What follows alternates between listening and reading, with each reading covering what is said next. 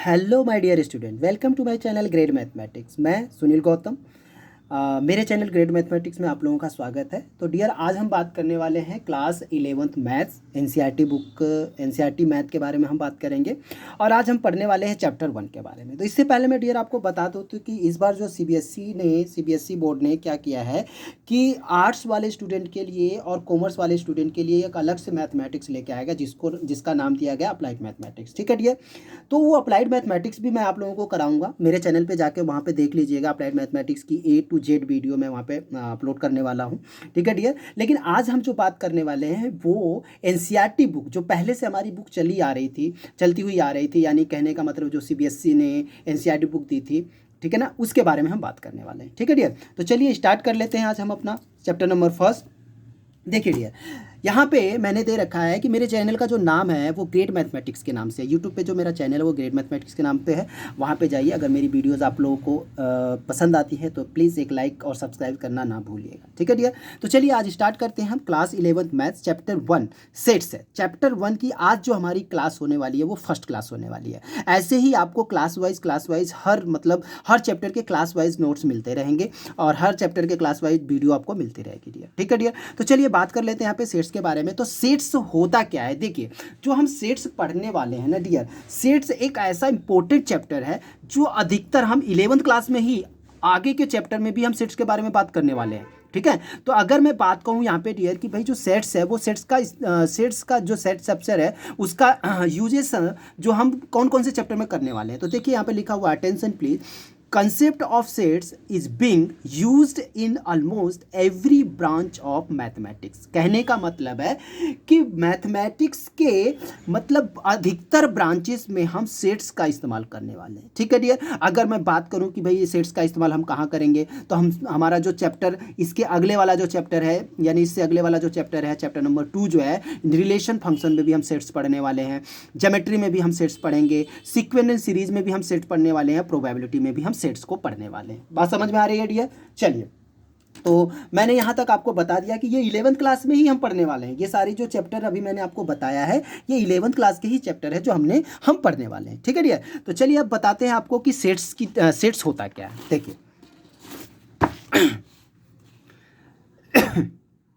देखिए डियर, अगर मैं बात करूं यहाँ पे सेट्स के बारे में, तो सेट्स होता क्या है? सेट्स हमारा होता है a well defined collection of object. यहाँ पे ऑब्जेक्ट आया है डियर, ऑब्जेक्ट का मतलब कोई चीज, कोई वस्तु। सीधी सी बात है, मैं अगर कहूँ कि भाई सेट्स होता क्या है, तो मैं कहूँ कि भैया अगर मैं एक चीज पूछूं किसी से, मतलब कहने का मतलब कोई भी चीज हो, अगर मैं पूछ रहा हूं अपने से कि भाई मेरे लिए वो सही है, मैं दूसरे से पूछूं वही आंसर सेम दे रहा है, तीसरा भी वही आंसर सेम दे रहा है, यानी कहने का मतलब है कि जो चीज़ें मतलब सपोज मान लीजिए कि एक मैंने एग्जांपल ले लिया ABCD, यानी अल्फ़ाबेट ले लिया मैंने, तो अल्फ़ाबेट्स के जो वर्ड हैं वो 26 होते हैं, सबको पता है। अल्फ़ावर्ड्स के जो अल्फ़ाबेट होता है, अल्फ़ाबेट्स के जो वर्ड होते हैं डियर वो 26 होते हैं।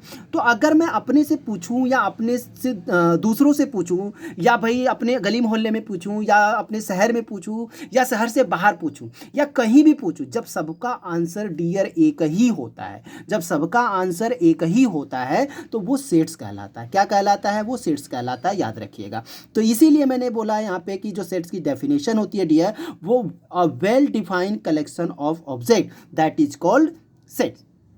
ठीक है डियर, अब बात करता हूं यहाँ पे कि जो सेट्स होता है, sets are usually denoted by capital letter of alphabet. यानी सेट्स को लिखा कैसे जाता है, सेट्स को दर्शाया कैसे जाता है, तो सेट्स को डियर बेसिकली क्या किया जाता है कि कैपिटल लेटर्स, अल्फ़ाबेट्स के कैपिटल लेटर से डिनोट किया जाता है। जैसे ABC हो गया, PQR हो गया, XYZ, यानी कि कैपिटल लेटर से शो किया जाता है। जैसे देखिए मैंने यहाँ पे ले रखा भी, एक एग्जांपल भी ले रखा है यहाँ पे कि कुछ एलिमेंट्स ले लिए मैंने यहाँ पे। देखिए ये जो A इज इक्वल टू, ये ब्रेसेस दे रखा है, ये ब्रेसेस है AEIOU। तो ये जो AEIOU है, ये सबको पता है कि इंग्लिश अल्फ़ाबेट्स के वोवल होते हैं। ये टोटल 5 जो होते हैं इंग्लिश अल्फ़ाबेट्स के वोवल होते हैं। तो ये ब्रेसेस के अंदर जो डियर है ना, ये एलिमेंट्स कहलाएंगे। क्या कहलाएंगे? ये एलिमेंट्स कहलाएंगे। और जो ये ए लिखा हुआ है ना डियर, ये नेम ऑफ सेट्स कहलाएगा। क्या कहलाएगा? ये नेम ऑफ सेट्स कहलाएगा। तो ये देखिए, ये वेल डिफाइन है डियर। क्या है? ये well defined collection of object है।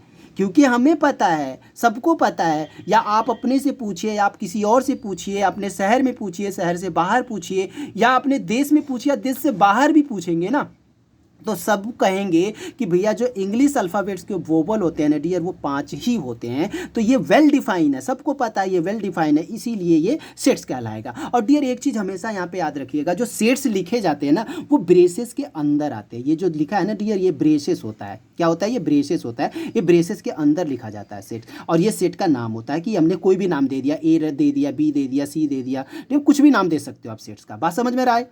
ठीक है। अब यहाँ पे कुछ ऐसे वर्ड भी होते हैं डियर जिनको हम डिफाइन नहीं कर सकते। तो सेट्स में क्या कहता है कि सेट्स कहता है कि भैया जब कोई ऐसा वर्ड आ जाए जो डिफाइन नहीं होना, तो वो सेट्स नहीं कहलाता है डियर। क्या नहीं कहलाता? वो सेट्स ही नहीं होता है। जैसे मैंने यहाँ पे देखिए 2 वर्ड दिया, नॉट डिफाइन, मोस्ट और बेस्ट। जो देखिए यहाँ पे तो 2 वर्ड दे रखा है, एक मोस्ट और बेस्ट। ये जो मोस्ट और बेस्ट है ये डिफाइन नहीं हो सकते डियर। अगर मैं बात कहूँ कि भाई मेरे लिए MS Dhoni is the best cricketer in the world, ठीक है ना, मेरे लिए जो MS धोनी है वो दुनिया में सबसे अच्छा क्रिकेटर है, लेकिन अगर मैं किसी और से पूछूं तो वो कहेगा नहीं भाई मेरे लिए तो सचिन तेंदुलकर है, किसी और से पूछूं नहीं जी मेरे लिए तो AB डिविलियर्स है, किसी और से पूछूं तो मेरे लिए विराट कोहली है। तो हर किसी के लिए अलग अलग है ना डियर। तो देखिए हर किसी का आंसर जो है वो अलग अलग आ रहा है। तो मैंने कहा कि भाई जो सेट कहता है ना कि जब सबका आंसर बिल्कुल सेम आए, सबका आंसर कॉमन आए, तो वो सेट कहलाता। अदरवाइज अगर सबका आंसर सेम नहीं आए, सबका आंसर अलग अलग आए, तो वो सेट्स नहीं कहलाता। तो मैंने क्या कहा डियर यहाँ पे, this is not a set. जब कभी क्वेश्चन के बीच में मोस्ट या बेस्ट आ जाए तो आप समझ लीजिएगा कि ये सेट नहीं कहलाएगा। ठीक है डियर, यहाँ तक उम्मीद करता हूँ आप लोगों को समझ में आ गया होगा। ठीक, चलिए जरा अब आगे की बात कर लेते हैं। देखिए अब बात करते हैं यहाँ पे डियर, कुछ अटेंशन प्लीज दिया है मैंने, ध्यान दीजिएगा यहाँ पे, अटेंशन प्लीज। छोटी छोटी मगर मोटी बातें, वो क्या होती है डियर? मैंने अभी आपसे बात किया था कि भाई objects, elements and members of a set are synonyms terms. एक तरह का सिनोनियम टर्म्स, चाहे उसको ऑब्जेक्ट कह लो, चाहे आप उसे एलिमेंट्स कह लो, चाहे आप उसका मेंबर कह लो सेट के, वो सारे सिनोनियम, एक ही मतलब होता है इनका। सिनोनियम का मतलब जानते हो ना डियर क्या होता है? सिनोनियम बोलते हैं पर्यायवाची शब्द, हिंदी में इसको पर्यायवाची शब्द बोलते हैं। बात समझ में रहे हो ना? तो इनका मतलब एक ही होता है, चाहे आप ऑब्जेक्ट्स लिखो, चाहे आप एलिमेंट्स लिखो, चाहे आप मेंबर्स लिखो। बात समझ में आ गई? चलिए अब बात करते हैं यहाँ पे, देखिए कि जो एलिमेंट्स होते हैं, जो ऑब्जेक्ट्स होते हैं, जो मेंबर्स होते हैं, उनको लिखा कैसे जाता है dear? The elements of a set are represented by small letter of alphabet. देखिए मैंने कहा कि स्मॉल लेटर से, जो बीच के जो ब्रेसेस के अंदर जो वैल्यू आती है ना डियर, उसको हम स्मॉल लेटर से डिनोट करते हैं। जैसे मैंने यहाँ पे ये सेट ले लिया ABC, देखिए यहाँ पे स्मॉल लेटर लिखा है, यहाँ पे भी स्मॉल लेटर लिखा हुआ है ना डियर। तो कहने का मतलब होता है जो एलिमेंट्स होते हैं, जो ऑब्जेक्ट्स होते हैं, जो मेंबर्स होते हैं ना डियर सेट्स के, उनको हम हमेशा स्मॉल लेटर से डिनोट करते हैं। बात समझ में आ गई होगी? ठीक है, चलिए जरा आगे की बात कर लेता है। यहाँ पे देखिए, यहाँ पे हमारे पास सेकेंड नंबर पे आता है सिंबल। सिंबल, यहाँ पे कुछ सिंबल के बारे में बात करने वाले हैं। देखिए डियर, मैं ये बेसिक बता रहा हूँ आपको। मैं अगर यहाँ पे बेसिक क्लियर करा दूँ आपको, यहाँ पे कुछ NCERT के एग्जाम्पल भी क्लियर कराने वाला हूँ। जब आप क्लियर कर लोगे ना डियर, तो मैं कहता हूँ कि आप एक्सरसाइज अपने आप खुद कर लोगे, मुझे कराने की भी जरूरत नहीं पड़ेगी। लेकिन ऐसा नहीं है कि मैं नहीं कराऊंगा, मैं आपको एक्सरसाइज भी कराऊंगा, A to Z 1 by 1 question भी कराऊंगा। ठीक है डियर, तो चलिए जरा हम बात करते हैं यहाँ पे सिंबल के बारे में। देखिए कुछ सिंबल होते हैं, जो देखिए ये जो सिंबल बना हुआ है ना डियर, इस तरह का C और बीच में मैंने लाइन दे दिया, इसको बोलते हैं बिलोंग्स टू। क्या कहते हैं डियर? इसको बोलते हैं बिलोंग्स टू। अगर मैं इसी सिंबल को ऐसे बना के और इसको काट दूं ना डियर, तो ये कहता है डज नॉट बिलोंग्स टू। क्या कहेगा ये? Does not belongs to. तो डियर ये जो सिंबल होते हैं ना, ये ग्रीक सिंबल है, ग्रीक भाषा का एक सिंबल होता है जिसको एप्सिलॉन बोला जाता है। क्या बोला जाता है डियर? इस सिंबल को एप्सिलॉन कहा जाता है। क्या कहा जाता है डियर? एप्सिलॉन बोला जाता है। बात समझ में आ गई है? चलिए जरा अभी मैं इस बिलोंग्स टू और डज नॉट बिलोंग्स टू का एक एग्जाम्पल लेके आपको समझाता हूं। देखिए मेरे पास एक एग्जाम्पल दे रखा है, एग्जाम्पल नंबर 1 ग्रेड मैथमेटिक्स का एग्जाम्पल है डियर। मैंने मान लीजिए मैंने एक सेट ले लिया, वही इंग्लिश अल्फाबेट, जो इंग्लिश अल्फाबेट के थे वोबल्स, उन्हीं का एक सेट बनाया मैंने। यहाँ पे ए मेरा एक सेट है, पता है आपको, ए सेट रिप्रेजेंट करता है सेट को ए। तो ए इज इक्वल टू ब्रेसेस के अंदर AEIOU। तो डियर अगर मैंने कहा भाई जो ये मेंबर्स है, जो ये ऑब्जेक्ट्स है, जो ये एलिमेंट्स है सेट ए के, ये सारे ए से बिलोंग कर रहे हैं, ए सेट से बिलोंग कर रहे हैं कि नहीं कर रहे हैं? अगर मैं ये कहूँगा डियर कि ए बिलोंग्स टू ए। तो भाई बिल्कुल सही देखिए कि ए जो है ए सेट में बिलोंग कर रहा है। मैंने कहा भाई ओ बिलोंग्स टू ए, तो देखो ओ भी ए सेट में बिलोंग कर रहा है। यहाँ पे मैंने कहा यू बिलोंग्स टू ए, तो देखो यू भी बिलोंग कर रहा है ए में। बात समझ में आ रही है। अगर मैं यहीं पे कहूँ बी बिलोंग्स टू ए, तो करेगा क्या, यहाँ पे देखिए बी कहीं लिखा हुआ है, कहीं बी लिखा हुआ है, नहीं लिखा हुआ है ना डियर, तो यहाँ पे हम लिखेंगे B does not belongs to A set, C does not belongs to A set, D does not belongs to A set. यानी कि ये जो वैल्यू है ये यहाँ पे है नहीं, इसलिए यहाँ पे हमने क्या किया, डज नॉट बिलोंग्स टू कर दिया। उम्मीद करता हूँ यहाँ तक आप लोगों को बहुत अच्छे से समझ में आ गया होगा।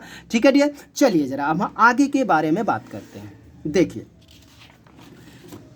मान लीजिए एक मैंने और सेट ले लिया, सपोज एक एग्जांपल और लेके बता देता हूँ आपको। मैंने कहा कि भाई मेरे पास एक बी सेट है जो 2, 4, 6, 8 और 10, और ये आपको पता है कि ये जो सेट बन रहा है ना डियर, ये 2 का मल्टीपल है। क्या है डियर, ये 2 का मल्टीपल बन रहा है, यानी कि 2 का मल्टीपल है ये। तो मैं कहूँगा कि भाई 2 बिलोंग टू बी सेट, तो बिल्कुल 2 जो है बी सेट में बिलोंग कर रहा है। 6 बिलोंग टू बी सेट, तो देखिए 6 भी बी सेट में बिलोंग कर रहा है। मैंने कहा 10 बिलोंग टू बी सेट, देखो 10 भी बिलोंग कर रहा है बी सेट में। लेकिन मैं यहीं पर कहूँ कि भाई 5 बिलोंग टू बी सेट, तो क्या 5 बी सेट में बिलोंग कर रहा है, तो भाई 5 तो है ही नहीं यहाँ पे ना, तो क्या लिखा जाएगा यहाँ पे कि 5 does not belongs to B set.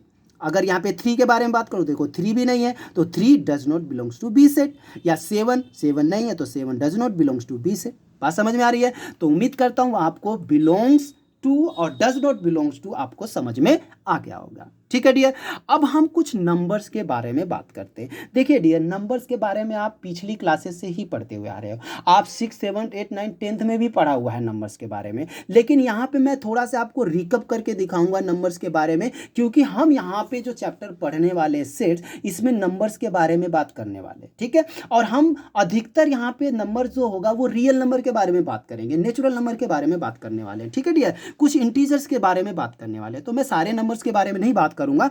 मैं अभी जो हमारे चैप्टर के हिसाब से जो नंबर्स की रिक्वायरमेंट है, बस वही चीजें मैं आपको बताऊंगा। ठीक है डियर, तो तीसरे नंबर पे आता है हमारा टाइप्स ऑफ नंबर। क्या आता है डियर, टाइप्स ऑफ नंबर। तो टाइप्स ऑफ नंबर में अगर मैं बात करूं तो फर्स्ट नंबर पे आता है रियल नंबर। क्या आता है डियर, रियल नंबर। अब रियल नंबर क्या होता है भाई, तो रियल नंबर के बारे में अगर मैं आपसे बात करूं तो रियल नंबर को डिनोट किया जाता है आर से। अल्फ़ाबेट्स के कैपिटल लेटर आर से रियल नंबर को डिनोट किया जाता है। तो रियल नंबर्स के बारे में मैं बात करूं तो we have already studied about real numbers which are collection of rational and irrational number, recall that real number. तो मैं अगर बात करूं यहाँ पे कि भाई रियल नंबर होता क्या है, तो रियल नंबर जो होता है वो रेशनल नंबर और इरेशनल नंबर का डियर कॉम्बिनेशन होता है। क्या होता है, कॉम्बिनेशन यानी कलेक्शन। अगर मैंने यहाँ पे देखिए, मैंने यहाँ पे लिखा हुआ है कि real number is equal to rational number plus में इरेशनल नंबर। ठीक है, अगर मैं रेशनल और इरेशनल नंबर को प्लस कर दूं डियर, तो हमें रियल नंबर मिल जाता है। क्या मिल जाता है डियर, रियल नंबर मिल जाता है। तो मैंने यहाँ पे देखो क्यू जो होता है वो रेशनल नंबर को शो कर रहा होता है, जो एस होता है डियर वो इरेशनल नंबर को शो कर रहा होता है। बात समझ में आ रही है। ठीक है, चलिए जरा अब आगे के बारे में बात कर लेते हैं। यहाँ पे नेक्स्ट नंबर जो है हमारा रियल नंबर आपको समझ में आ गया। अब नेक्स्ट नंबर जो है वो हमारा नेचुरल नंबर है। क्या डियर, यहाँ पे नेचुरल नंबर। तो नेचुरल नंबर को अल्फ़ाबेट्स के कैपिटल लेटर एन से डिनोट किया जाता है। अब मैं बात करता हूँ नेचुरल नंबर्स के बारे में। तो natural numbers are also called counting number. तो नेचुरल नंबर्स को हम काउंटिंग नंबर के नाम से भी जाने जाते हैं। ठीक है, यानी कि जो नेचुरल नंबर होते हैं वो काउंटिंग नंबर होते हैं। काउंटिंग नंबर कौन से होते हैं आपको पता है ना, 1, 2, 3, 4, 5 सोन। देखिए यहाँ पे सोन कर दिया मैंने। तो कहने का मतलब है जो काउंटिंग नंबर्स होते हैं वो नेचुरल नंबर्स होते हैं। बात समझ में आ रही है ना डियर। ठीक है, अब बात आती है यहाँ पे होल नंबर्स के बारे में। तो चलिए जरा होल नंबर्स के बारे में बात कर लेते हैं। होल नंबर्स कौन से नंबर होते हैं, तो होल नंबर्स को अल्फ़ाबेट्स के कैपिटल लेटर डब्ल्यू से डिनोट किया जाता है। किससे डिनोट किया जाता है डियर, डब्ल्यू से डिनोट किया जाता है। अब होल नंबर्स क्या नंबर्स होते हैं डियर, देखिए whole numbers are also known as natural number with zero. अगर हम नेचुरल नंबर में जीरो को भी ऐड कर देना डियर, तो वो हमारा पूरा होल नंबर बन जाता है। देखिए होल नंबर में मैंने क्या, नेचुरल नंबर हमारा चल ही रहा था, काउंटिंग नंबर था, इसमें मैंने जीरो ऐड कर दिया, तो ये मेरा एक तरह का होल नंबर बन गया। क्या बन गया डियर, ये एक तरह का हमारा होल नंबर बन गया। बात समझ में आ रही है? तो उम्मीद कर रहा हूँ आप लोगों को अच्छे तरीके से समझ में आ रहा है। चलिए ज़रा अब आगे बात कर लेते हैं। यहाँ पे हम बात करने वाले हैं इंटीजर्स के बारे में। देखिए डियर, इंटीजर्स क्या होते हैं? इंटीजर्स के बारे में अगर मैं बात करूं तो इंटीजर्स को कैपिटल लेटर अल्फ़ाबेट्स के कैपिटल लेटर जेड से डिनोट किया जाता है। बात समझ में आ रही है ना डियर? जेड से डिनोट किया जाता है। तो integers are define as the set of all whole numbers with a negative set of a natural number. यानी कि नेचुरल नंबर का अगर नेगेटिव सेट भी बना दिया जाए ना डियर, तो वो एक तरह का इंटीजर्स कहलाता है। तो सीधी सी बात, अगर मैं इंटीजर्स के बारे में आपसे बात करूं तो इंटीजर्स हमारे जो होते हैं वो नेगेटिव भी होते हैं और पॉजिटिव भी होते हैं। देखिए यहाँ पे जीरो दे रखा है, जीरो से राइट हैंड साइड में जाइएगा तो आपको पॉजिटिव नंबर्स मिलेंगे, जीरो से आप इधर जाइएगा तो आपको इंटीजर्स दिख रहा है, यहाँ पे माइनस नेगेटिव में चल रहा है। तो एक चीज़ हमेशा डियर याद रखिएगा, जो इंटीजर्स होते हैं ना वो पॉइंट में नहीं होते हैं, वो नेचुरल नंबर्स में होंगे, लेकिन वो नेगेटिव और पॉजिटिव दोनों होंगे। जैसे रियल नंबर में हमने कहा था कि रियल नंबर के बारे में बता, रियल नंबर पॉइंट में भी आ जाते हैं, जैसे 0.1, 0.2, 0.3, ये नेचुरल नंबर मतलब जो रियल नंबर होते हैं इसमें आ जाते हैं। लेकिन यहाँ पे मैं बात करने वाला हूँ इंटीजर्स के बारे में। तो इंटीजर्स होते हैं वो नेगेटिव भी होते हैं और पॉजिटिव भी होते हैं, बट नेचुरल नंबर्स में होते हैं। बात समझ में आ रही है? ठीक है, चलिए ज़रा हम आगे बात कर लेते हैं। देखिए आगे दो नंबर्स और रह गए हमारे, उस दो नंबर्स के बारे में मैं आपको बता दूं भाई कि वो दो नंबर्स कौन से होते हैं। देखिए अब बात करें थे हमने रियल नंबर में रेशनल नंबर के बारे में। तो रेशनल नंबर्स कौन से नंबर होते हैं? Any number that can be written in the form of P upon Q. अगर किसी नंबर को पी अपॉन क्यू के फॉर्म में लिख दिया जाए, वेयर, देखिए ये जो साइन दिए रखा है ना डियर, इसके बारे में मैं आपको आगे क्लासेस जो चैप्टर पढ़ेंगे तो बताएंगे आपको। हम वहाँ पे इसको अगर उल्टा ए बना के काट दीजिए ना, इसको ऐसे कर दीजिए तो ये वेयर बोलते हैं इसको। चाहे तो आप यहाँ पे ऐसे लिख भी सकते हो वेयर, ठीक है, या तो आप इसको इस तरह से लिख भी सकते हो या बस साइन बना सकते हो वेयर, जहाँ पे P and Q are integer. जो P और Q है ना डियर, वो इंटीजर्स कहलाते हैं। और एक चीज़ याद रखिएगा यहाँ पे डियर कि Q should not equal to zero. जो Q होगा ना डियर, ये कभी भी जीरो नहीं होगा। Q जो होगा वो कभी भी जीरो नहीं होता है, ये चीज़ आप याद रखिएगा। अगर Q जीरो हो गया तो जो क्वेश्चन होगा वो नॉट डिफाइन में चला जाएगा। कहाँ चला जाएगा डियर? नॉट डिफाइन में चला जाएगा। और एक चीज़ याद यहाँ पे रखिएगा, जो रेशनल नंबर होता है, मैंने पीछे भी आपको बताया था कि रेशनल नंबर को इंग्लिश अल्फ़ाबेट्स के कैपिटल लेटर क्यू से डिनोट किया जाता है। बात समझ में आ गई? ठीक है, चलिए जरा आगे बात करते हैं। अब एक नंबर और रह गया हमारे पास, इरेशनल नंबर। तो डियर अगर मैं इरेशनल नंबर के बारे में बात करूं तो इरेशनल नंबर को मैंने पीछे भी आपको बताया था कि भाई इरेशनल नंबर को इंग्लिश अल्फ़ाबेट के कैपिटल लेटर एस से डिनोट किया जाता है। किससे डिनोट किया जाता है डियर? एस से डिनोट किया जाता है। तो जो इरेशनल नंबर होते हैं वो कौन से नंबर होते हैं? The number that can not be express in the form of P upon Q. यानी वे नंबर जिनको हम पी अपॉन क्यू के फॉर्म में नहीं लिख सकते वो हमारे इरेशनल नंबर कहलाते हैं। जैसे यहाँ पे देखिए √2 हो गया, अगर √2 हो गया, अगर इसको ब्रेक करोगे तो ये पॉइंट में आ जाएगा। आप पी अपॉन क्यू के फॉर्म में कभी नहीं लिख सकते। यहाँ पे पाई जो है ये भी एक तरह से क्या होता है, ये जो पाई है ये भी एक तरह का क्या है? इरेशनल नंबर है। ये जो ई लिखा है ना डियर ई, तो ये ई है, ई के बारे में आगे आपको बताऊंगा। ये ईलवर कांस्टेंट नंबर्स होते हैं, ये इनके बारे में आगे चल के बताऊंगा, आपको टेंशन लेने की जरूरत नहीं है। तो कई बार इनका भी इस्तेमाल हम करेंगे यहाँ पे चैप्टरों में, आगे चैप्टर में इस्तेमाल करने वाले हैं, बताऊंगा आपको ये क्या होता है। ठीक है, तो ये भी हमारा एक तरह से इरेशनल नंबर ही होता है। क्लियर हुआ? ठीक है, उम्मीद करता हूं यहाँ तक आप लोगों को समझ में आ गया होगा। चलिए जरा अब बात करते हैं हम अपने टॉपिक पे, सेट्स पे। किसमें? जो हमारा चैप्टर है सेट्स। अब हम सेट्स के बारे में पढ़ने वाले हैं। देखिए अगर मैं सेट्स के बारे में बात करूं तो सेट्स की डेफिनेशन आप लोगों को समझ में आ गया होगा। अब बात करते हैं भाई कि जो सेट्स होता है उसको हम रिप्रेजेंट कितने तरीकों से करते हैं, उनको हम रिप्रेजेंट कितने तरीकों से करते हैं। तो डियर अगर मैं आपसे बोलूं कि भैया इनको हम रिप्रेजेंट, देखिए सेट्स को रिप्रेजेंट करने के दो तरीके होते हैं। मेथड फर्स्ट, पहला मेथड होता है रोस्टर और टेबुलर फॉर्म, और दूसरा मेथड होता है सेट बिल्डर फॉर्म या स्टेटमेंट फॉर्म, या इसको सेट बिल्डर फॉर्म कह लो या इसको स्टेटमेंट फॉर्म कह लो। बात समझ में आ रही है? यानी कि इसके दो मेथड होते हैं। कितने मेथड होते हैं? दो। यानी कि सेट को रिप्रेजेंट करने के लिए दो तरीके से हम इसको रिप्रेजेंट कर सकते हैं। कि कैसे करेंगे चलिए देखते हैं आगे। सबसे पहले हम बात करने वाले हैं रोस्टर के बारे में। देखिए सबसे पहला जो मेथड है वो रोस्टर और टेबुलर फॉर्म है। तो रोस्टर और टेबुलर फॉर्म को कैसे हम शो करते हैं, तो देखिए dear, in roster form all the elements of a sets are listed, the elements are being separated by commas and are enclosed within braces।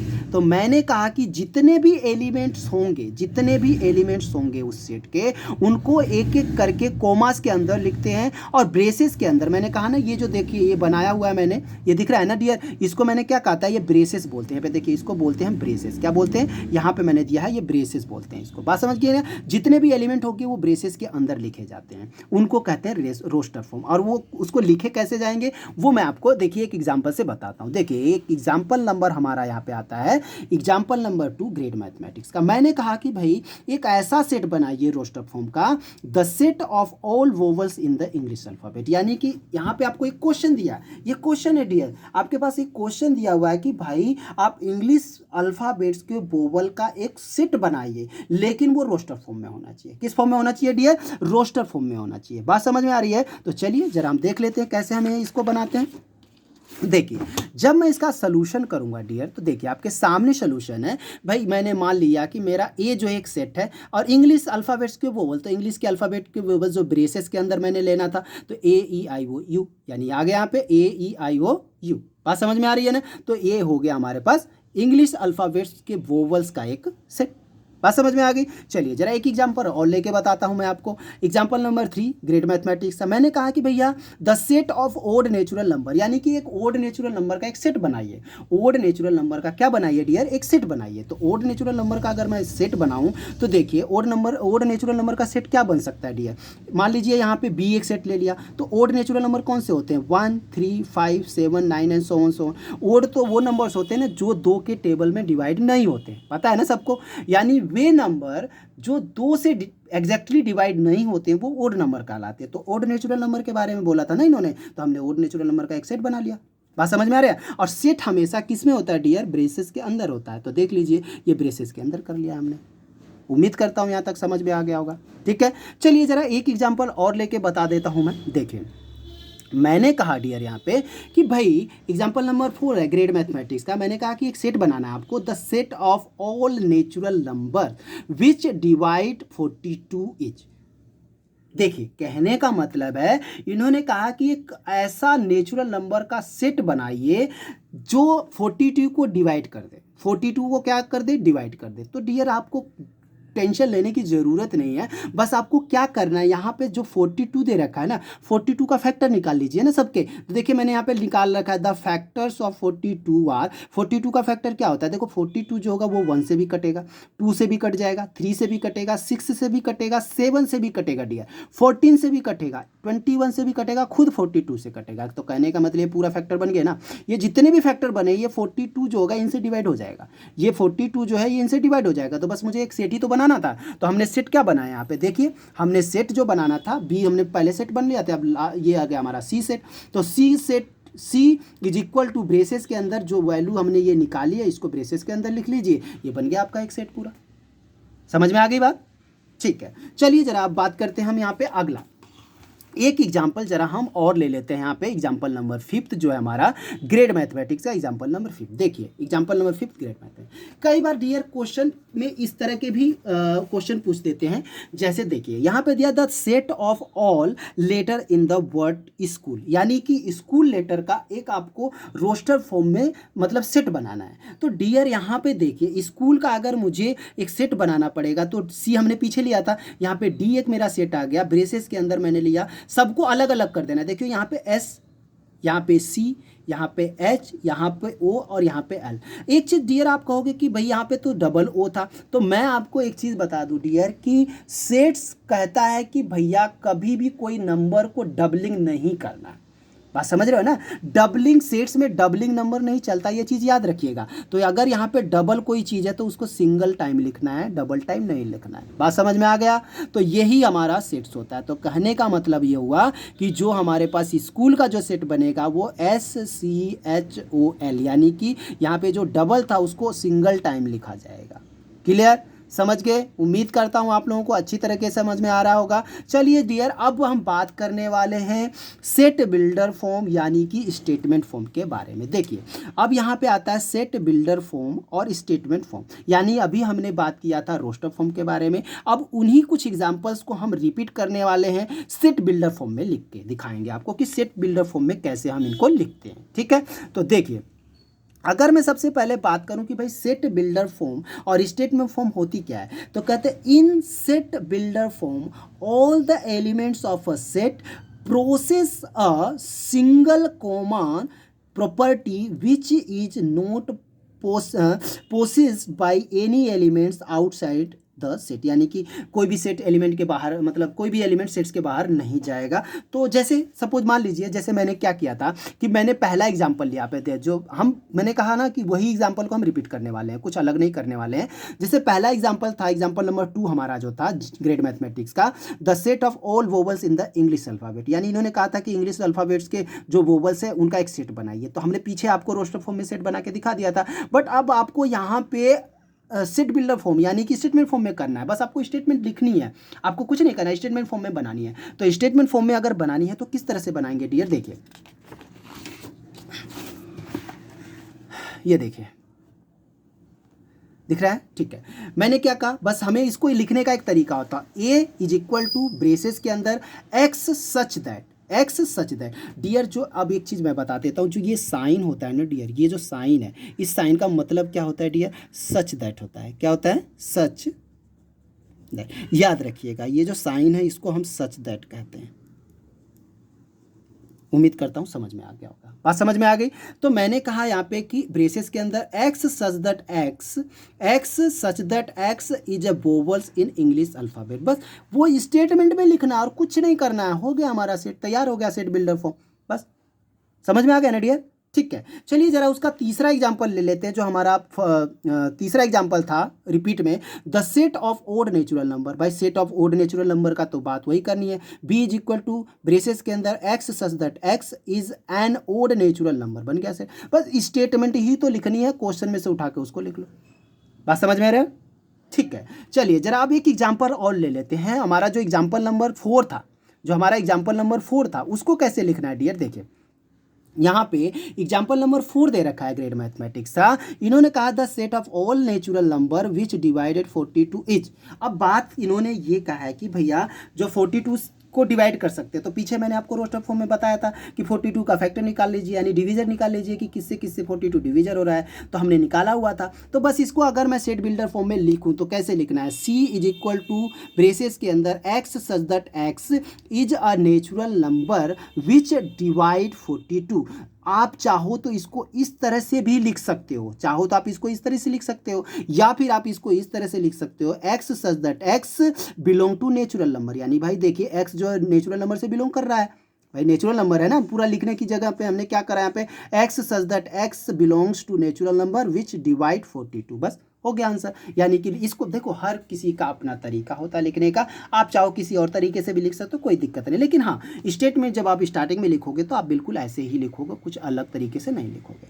ठीक है डियर, उम्मीद करता हूँ यहाँ तक डियर आपको समझ में आ गया होगा। चलिए जरा आगे के बारे में बात कर लेते हैं। यहाँ पे अब हम करने वाले हैं एग्जाम्पल, क्या करने वाले हैं डियर, एग्जाम्पल्स करने वाले हैं। आपका एनसीईआरटी का एग्जाम्पल्स है। देखिए डियर, अब मैंने कहा था कि मैंने अभी तक जो आपको बताया इंट्रोडक्शन सेट्स का पूरा इंट्रोडक्शन करा दिया, अब हम कुछ एग्जांपल्स करेंगे एनसीईआरटी का, फिर एक्सरसाइज भी करेंगे। ठीक है, तो चलिए देखते हैं एनसीईआरटी का एग्जांपल नंबर फर्स्ट हमारा दे रखा है। इन्होंने कहा कि right the solution set of the equation x square plus में एक्स माइनस में 2 इज इक्वल टू में 0 इन रोस्टर फॉर्म, यानी कि रोस्टर फॉर्म में लिखना है डियर। तो ठीक है डियर, चलिए पहले तो मैं आपको ये चीज़ें बता दूं। देखो इसको कहने का मतलब है कि मेरे पास, देखिए मेरे पास क्या दे रखा है डियर, मेरे पास जो क्वेश्चन गिवन है वो इस तरह का दे रखा है कि एक्स की स्क्वायर, क्या दे रखा है, एक्स की स्क्वायर प्लस में एक्स माइनस में 2 इक्वल टू में 0, यही दे रखा है ना डियर। तो सबसे पहले तो मैं आपको ये बता दूं कि पहले इसका ये आपको पता है ये क्वाड्रेटिक इक्वेशन है। क्या डियर, क्वाड्रेटिक आपने 10th क्लास में पढ़ा हुआ क्वाड्रेटिक इक्वेशन के बारे में। तो इसको अगर आप सोल्व करके इसको रोस्टर फॉर्म में लिख के दिखाना, तो कैसे लिख के दिखाना डियर, तो देखिए आपको रफ वर्क करना पड़ेगा। मैं यहाँ पे देखिए रफ वर्क करके बता देता हूँ आपको, 3 स्टेप में सोल्व करना है, यानी कि आपका रफ वर्क है। ठीक है डियर, ये आपका रफ वर्क है। तो मेरे पास जो क्वेश्चन दे रखा है वो दे रखा है हमारे पास, देखिए वो क्वेश्चन दे रखा है एक्स की स्क्वायर प्लस में एक्स और माइनस में 2, ये दे रखा है ना। तो मैंने कहा था डियर जो सबसे पहला स्टेप जो बनेगा हमारा, जो सबसे पहला इस वाले इक्वेशन, इस वाले नंबर का इस वाले नंबर से क्या करना, मल्टीप्लाई करा दीजिए, यानी कि एक्स की स्क्वायर मल्टीप्लाई में, देखिए यहाँ पे प्लस होता तो लेते नहीं, यहाँ पे माइनस है तो लेंगे, यहाँ पे माइनस का 2 इज इक्वल टू क्या बन जाएगा डियर, यहाँ पे माइनस, देखो प्लस माइनस माइनस और यहाँ पे 2x की स्क्वायर। तो पहला इक्वेशन, तो पहला तो फैक्टर मेरा ये बन गया। उम्मीद करता हूँ यहाँ तक समझ में आ गया होगा। ठीक है डियर, तो कहने का मेरा पहला स्टेप ये हो गया। आपको सेकेंड स्टेप फॉलो करना है। सेकेंड स्टेप में क्या करना है, ये जो वैल्यू है इसका ऐसा एक फैक्टर बनाना है आपको, इसका ऐसा एक फैक्टर बनाना है कि ये बीच की वैल्यू आनी चाहिए, सिर्फ एक्स की वैल्यू आनी चाहिए। तो डियर अगर मैं इसमें इस तरह से नहीं कर दूँ, प्लस का 2x और यहाँ पे माइनस का x कर दूं, अगर मैं प्लस का 2x माइनस का x कर दूं, देखो प्लस और माइनस माइनस होता है, आपको ये पता है। तो यहाँ पे देखिए 2x में से एक x माइनस करूँगा तो एक x नहीं बचेगा, वो भी प्लस की वैल्यू ज़्यादा हो रही है, तो देखिए यहाँ पे आ गया प्लस की x की वैल्यू। ठीक है, अब आपको ऐसा कुछ करना है। थर्ड स्टेप आपको ये कहना है कि भैया इसकी और इसकी जो वैल्यू है अगर मल्टीप्लाई करा दूं तो दोबारा से मेरा यही वैल्यू आनी चाहिए। तो कैसे, देखिए अगर मैं यहाँ पे प्लस 2x का मल्टीप्लाई करा दूं माइनस एक्स के साथ, तो पहली तो बात ये हो रहा है डियर, देखिए कि ये प्लस और माइनस माइनस ही होता है, और ये 2x यानी 2 अपनी जगह, x और x मिलेगा तो क्या हो जाएगा, x की स्क्वायर। तो देखिए डियर क्या हुआ, यहाँ माइनस 2x, इस नंबर का जब मैं मल्टीप्लाई कराया तो माइनस 2x की स्क्वायर, देखिए माइनस 2x की स्क्वायर आ गया। बात समझ में आ रही है। तो कहने का मतलब अब हमें करना क्या है, यहाँ पे देखो ये रफ वर्क था जो मैंने आपको समझाया। ठीक है, यहाँ तक उम्मीद है कि समझ में आ गया होगा। अब इसी को मुझे सोल्व करना है। तो जब मैं इस क्वेश्चन को सोल्व करूंगा डियर, तो मैं इसको किस तरह से सोल्व करूंगा, देखिए पहले तो मैंने क्या किया, पहले एक बार क्वेश्चन लिखाएगा यहाँ पे एक्स की स्क्वायर प्लस में एक्स माइनस में 2। अब मैंने क्या बनाया यहाँ पे भाई, सीधी सी बात है, मैंने अभी फैक्टर बनाया था ना डियर, देखो ये एक्स की स्क्वायर तो यहीं पर रहने दीजिए, इस वाले का मैंने बीच वाले का फैक्टर बनाया था। तो बीच वाले का जो फैक्टर बना था, यानी कि यहाँ पे जो एक्स था उसका फैक्टर हमने बनाया क्या था, उसका फैक्टर प्लस का 2x और यहाँ पे माइनस का x था, यही था ना। अगर मैं इनमें से प्लस में से 2x में से एक x माइनस कर दूंगा, x बचेगा, तो यानी ये बनेगा हमारे पास प्लस का 2x माइनस का x, और ये आ जाएगा हमारे पास माइनस का 2। ठीक है डियर, यहाँ तक उम्मीद है करता हूँ समझ में आ गया होगा आपको। इम्प्लाइज शो करता है यहाँ पे। अब यहाँ से कॉमन ले लो, देखिए यहाँ पे कहने का मतलब डियर, यहाँ पे दो चीज़ें बन रही हैं। यहाँ पे देखो ये फैक्ट एक टर्म ये बन रहा है और एक टर्म ये मेरे पास, ये देखिए एक टर्म मेरा ये बन रहा है और एक टर्म मेरा ये बन रहा है। तो इन दोनों में कॉमन क्या दिख रहा है, इन दोनों में कॉमन x दिख रहा है, तो x को बाहर ले लीजिए। जब यहाँ से एक x गया तो यहाँ पे बचा एक x, और यहाँ पे क्या बच गया, प्लस का 2 बच गया। ठीक है डियर, अब इसमें से क्या कॉमन ले सकते हैं, तो यहाँ पे एक चीज़ कॉमन ले सकते हैं, 1 कॉमन ले सकते हैं, तो यहाँ पे बचेगा x और यहाँ पे प्लस क्या हो जाएगा, यहाँ पे 2। तो डियर देखिए माइनस और ये प्लस, माइनस प्लस माइनस, तो एक का मल्टीप्लाई एक से करूँगा x आ जाएगा, और यहाँ पे माइनस और प्लस माइनस होता है, तो 1 का मल्टीप्लाई 2 में करूँगा तो 2 आ जाएगा। ठीक है, समझ में आ गया। तो कहने का मतलब हमारे पास क्या बना डियर, हमारे पास बना एक x माइनस में 1, यानी एक बाहर वाली वैल्यू को हमने यहाँ पे लिख लिया, और एक ब्रैकेट वाली वैल्यू यानी कि x प्लस में 2। यहाँ तक समझ में आ गया। अगर मैं इनको जीरो के वैल्यू में पुट कर दूँ डियर, यानी कि यहाँ पे देखिए x माइनस 1 इक्वल टू में 0, तो x की वैल्यू क्या हो जाएगी डियर, प्लस का 1। अगर मैं यहीं पे कहूँगा भाई x प्लस में 2 इज इक्वल टू में 0, तो x की वैल्यू क्या बन जाएगी डियर, यहाँ पे अगर इसको इधर ले जाऊँगा तो माइनस का 2 हो जाएगा। बात समझ में आ रही है, क्या हो जाएगा, माइनस का 2 आ जाएगा। तो अब बस आपको कुछ भी करने की ज़रूरत नहीं है, बस अब इसको रोस्टर फॉर्म में लिखना है। तो रोस्टर फॉर्म में कैसे लिखोगे डियर, आप यहाँ पे लिखेंगे हम hence the given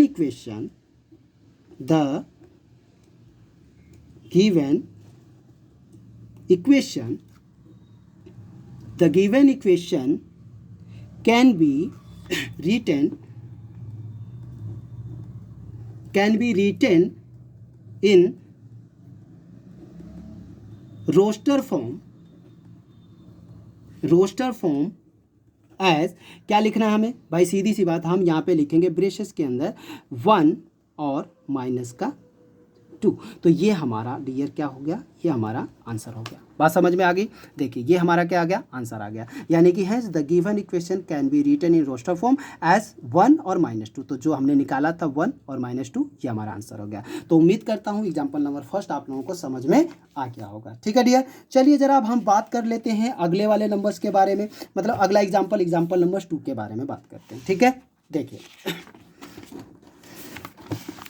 अब हम बात करने वाले हैं एग्जाम्पल नंबर 2 के बारे में। देखिए एग्जाम्पल नंबर 2 क्या है हमारे पास, एग्जाम्पल नंबर 2 में दे रखा हमारे पास राइट द सेट, कह रहा है राइट द सेट ब्रेसेस के अंदर दे रखा x such that x is a positive integers and x square less than 40 in the roster form, मतलब रोस्टर फॉर्म में तो लिखना है आपको। और इन्होंने कहा कि भाई जो क्वेश्चन आपके पास देखो यहाँ पे आपके पास जो गिवन है, तो गिवन जो पॉजिटिव इंटीजर्स जो दे रखा है, जो मतलब एक्स की जो वैल्यू आएगी, एक्स स्क्वायर की जो वैल्यू होगी वो क्या होगी, वो 40 से कम होनी चाहिए। क्या होनी चाहिए? 40 से कम होनी चाहिए। बात समझ में आ रही है डियर? तो सबसे पहले तो मेरे पास यहाँ पे दे रखा है एक्स की स्क्वायर लेस देन 40, एक्स की स्क्वायर लेस देन 40। तो डियर सबसे पहले तो मैं आपको बात करता हूँ यहाँ पे स्क्वायर रूट के बारे में। स्क्वायर रूट आपको पता होना चाहिए। देखिए मैं यहाँ पे रफली करके बता देता हूँ आपको। देखिए मैंने कहा था परफेक्ट स्क्वायर, एक्चुअली क्या है कि मैं आपको बता दूं कि मेरी एक वीडियोस है, मेरे चैनल पे जाएंगे तो आपको वहाँ पे वैदिक मैथ्स ट्रिक के नाम से एक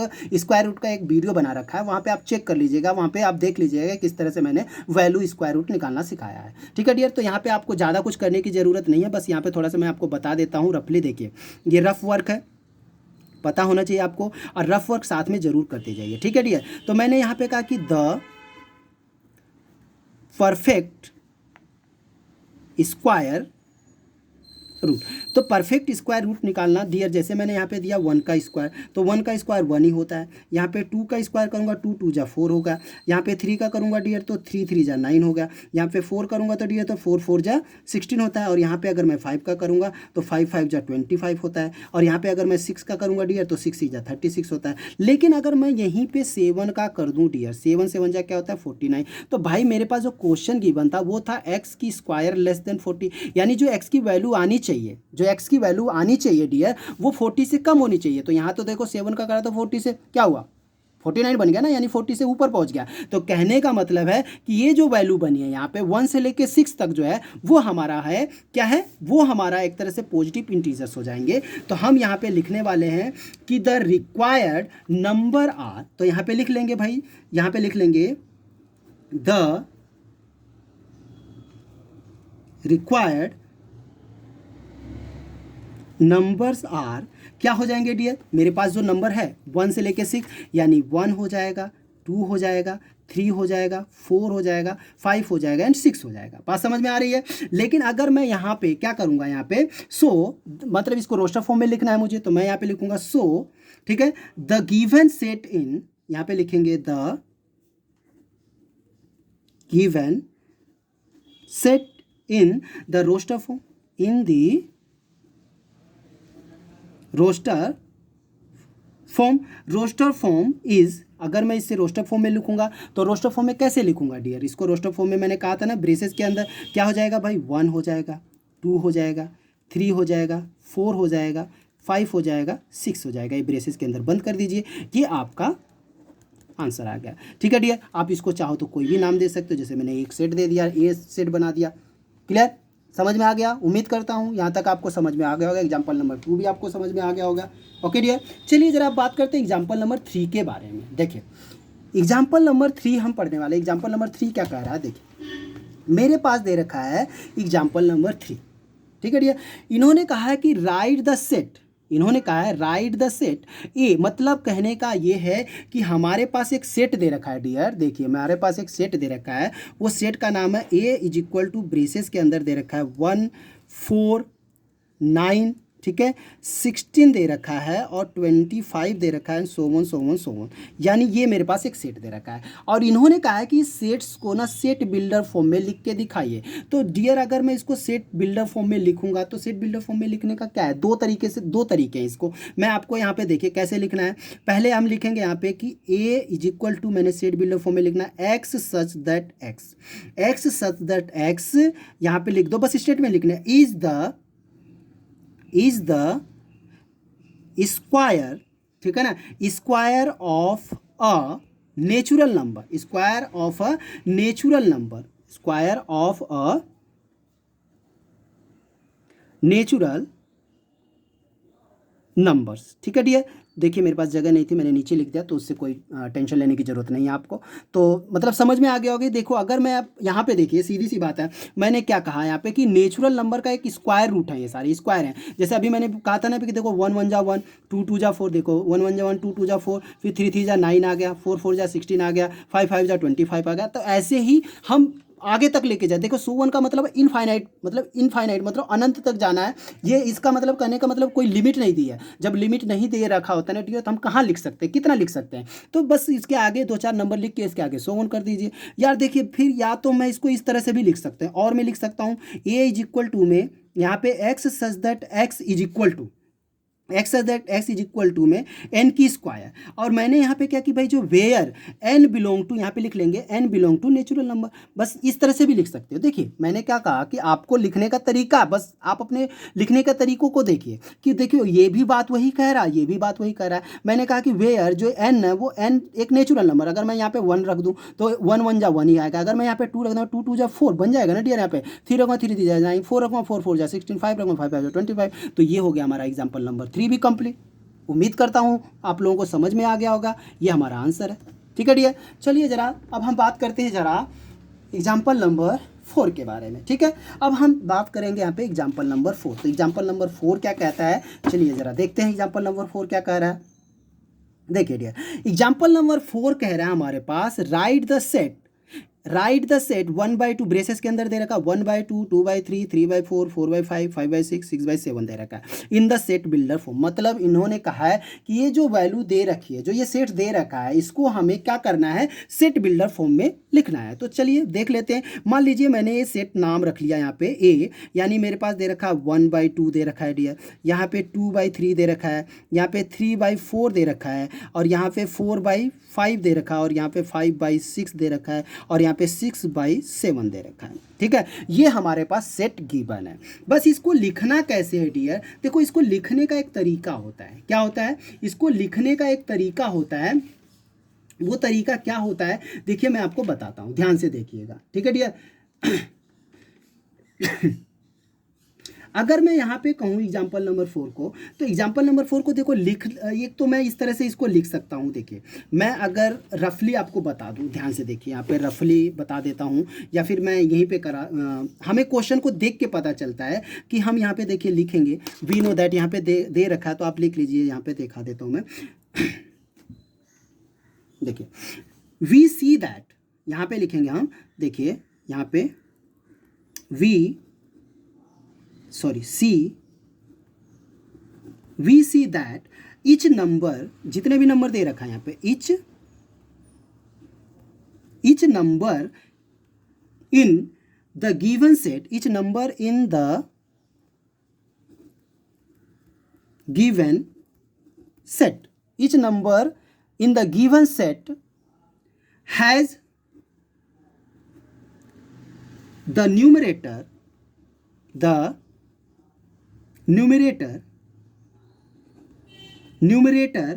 one less than the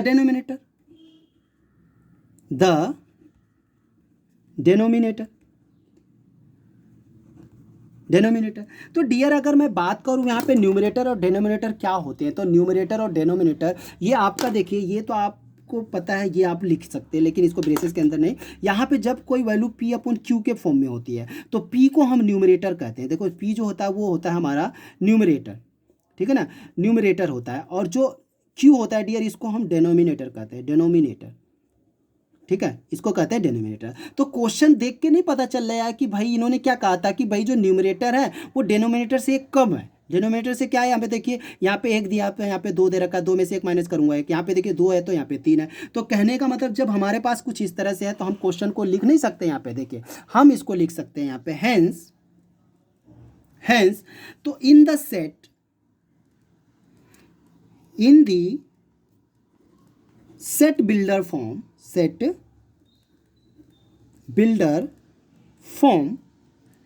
in the set builder form, ठीक है, that is given set,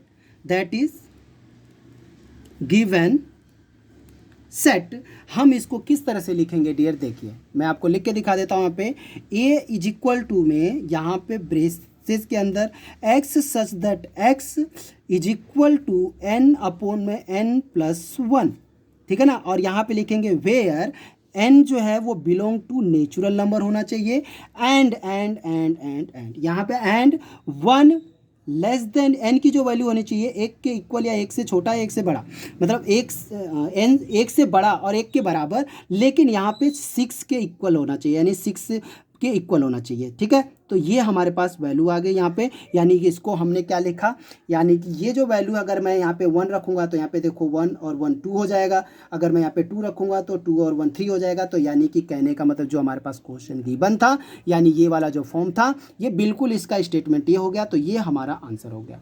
ठीक है डियर, उम्मीद करता हूँ यहाँ तक आप लोगों को समझ में आ गया होगा। ठीक, तो हमने एग्जाम्पल नंबर 4 भी कर लिया एनसीईआरटी का। अब चलिए जरा हम एक एग्जाम्पल और हमारे पास रह गया, एग्जाम्पल नंबर 5। तो एग्जाम्पल नंबर 5 के बारे में भी बात कर लेते हैं कि एग्जाम्पल नंबर 5 क्या कहता है। ठीक है डियर, देखिए एग्जाम्पल नंबर 5 हमारे पास कुछ इस तरह का दे रखा है। देखिए मैंने स्टेटमेंट लिख रखी है पहले से ही है। तो एग्जाम्पल नंबर 5 दे रखा है कि match each of the set on the left